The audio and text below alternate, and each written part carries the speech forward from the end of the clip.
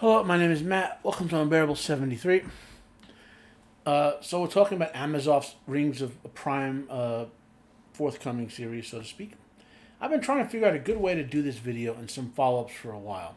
After I did my video explaining and displaying the exact timeline in Tolkien's actual Legendarium, I wanted to do a series of videos where I try to predict and figure out how they'd compress that timeline into just a 5-year series. That kind of proved impossible because every time I thought I had a good hypothetical, like series timeline of how they would squeeze this together, they leaked more stuff, and it astounded me how much they just kept like making less room to actually show the actual events of Tolkien's work as opposed to what they're interjecting into it. Okay, so I kind of said, let me just do. I was inspired by a link from Salty Texas Sea. Let me figure out exactly how I'm going to do this. So I'm going to make a series of videos over the next, say, 2 months before the show, making some predictions on how I think they're going to, murky compress this all together, and see where it winds up. Okay.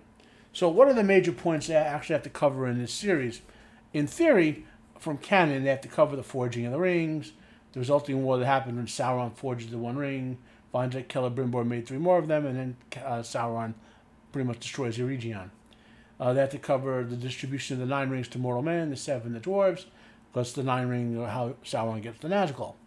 The organization of the elves in opposition to Sauron, that has to be covered. The decay of the Numenorean culture as the Kingsmen, a culture that opposes the elves and the Valar, although I don't think they're going to mention the Valar in this, comes to dominate Numenor. The Numenoreans aiding the elves against Sauron originally, that has to be covered. The fall of Numenor, the survivors of Numenor called the Faithful, led by Elendil, who established the joint kingdoms of Honor and Gondor, has to be covered. They claim, Amazoff leaks have claimed this is going to end on the War of the Last Alliance, so that would have to be a canon thing. And what has Amazoff added into this that we know so far? The storyline involving the fallen elf Adar as some sort of orc social justice freedom fighter. The storyline involving those hobbit-like creatures which are being identified as Harfoots. I have more on that later. The fan fiction romance between Isildur's non-existent daughter and Farazan's non-existent son. In canon, Isildur had 4 sons, and that's it. Okay, which doesn't say that the daughter is the problem. The problem is the extra child being created and the romance, which makes no sense in light of canon. Okay. So let's make my general predictions, and they won't be long, except they do have a little explanation. Okay. So first, let's address Sauron. In the actual events of the Second Age, while Sauron played a great role as a manipulator multiple times during the Second Age, they occurred across a broad span of time, about 2,500 years, essentially, give or take.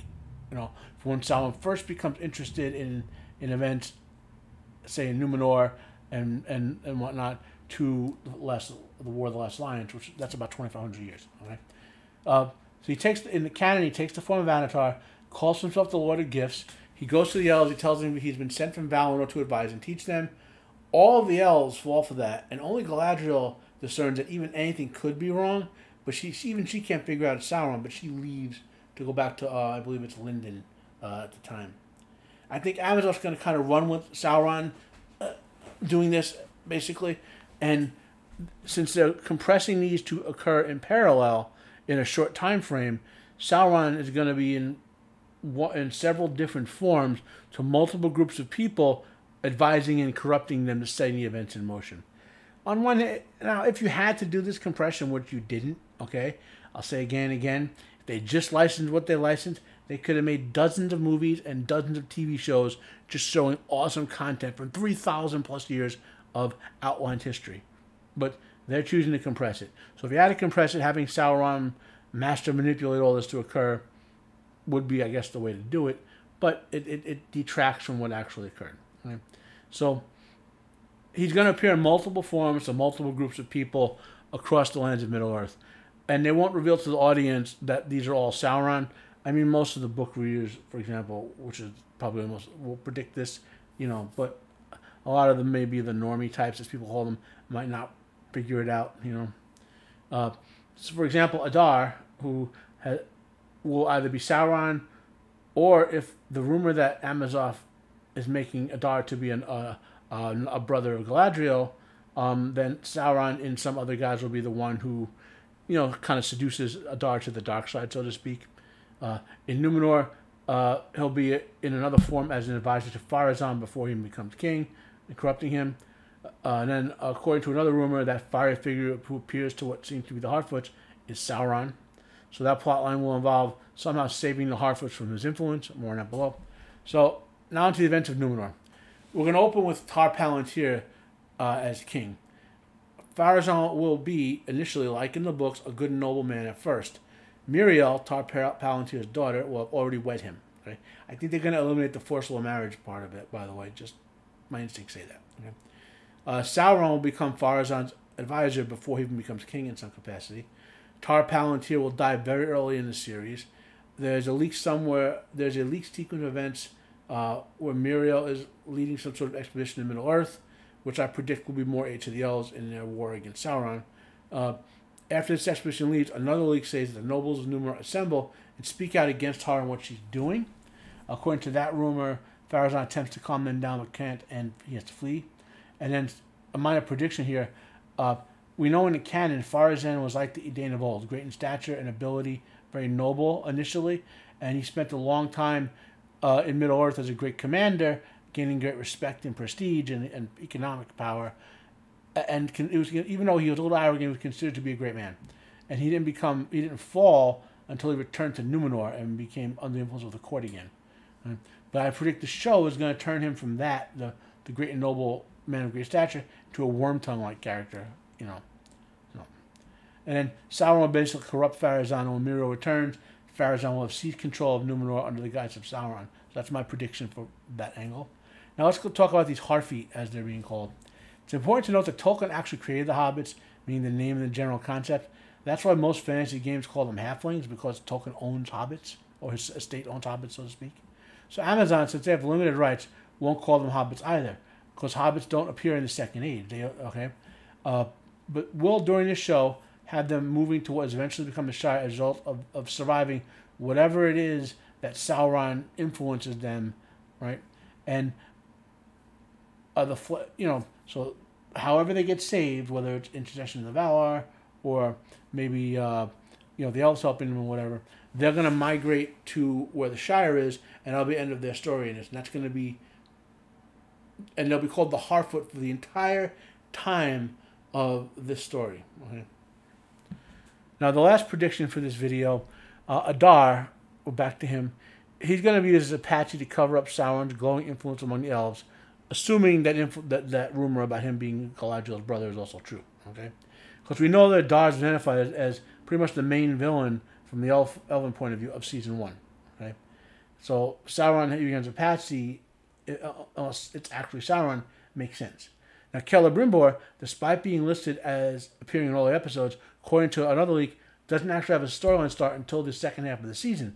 So my original concept that the first season would have involved Anatar teaching the Ring Lord to Celebrimbor and the Smiths of the Ost in something. I can't remember the third part of it. The Order of Smiths that Celebrimbor is a leader of, and then forging all the other rings.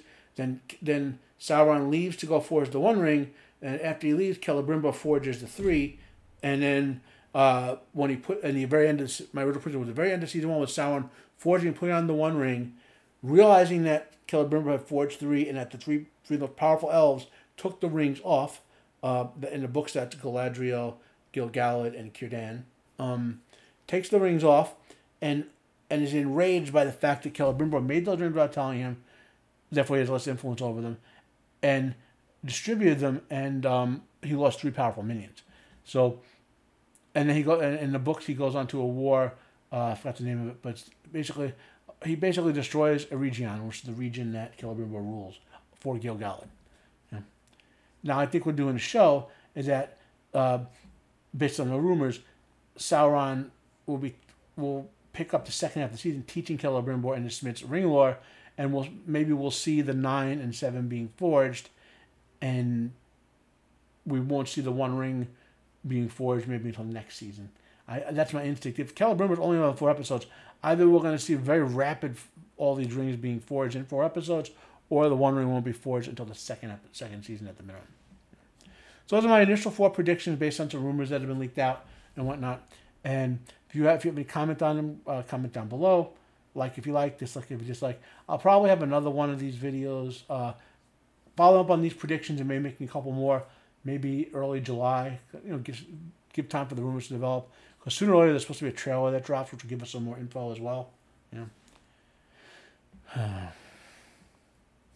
You know, and I'll save most of my vitriol for when I rip those episodes apart, because unless there's a miracle, they're going to be as bad for Lord of the Rings as Obi-Wan was, was for Star Wars, and as the Wheel of Time adaptation was the actual Wheel of Time books.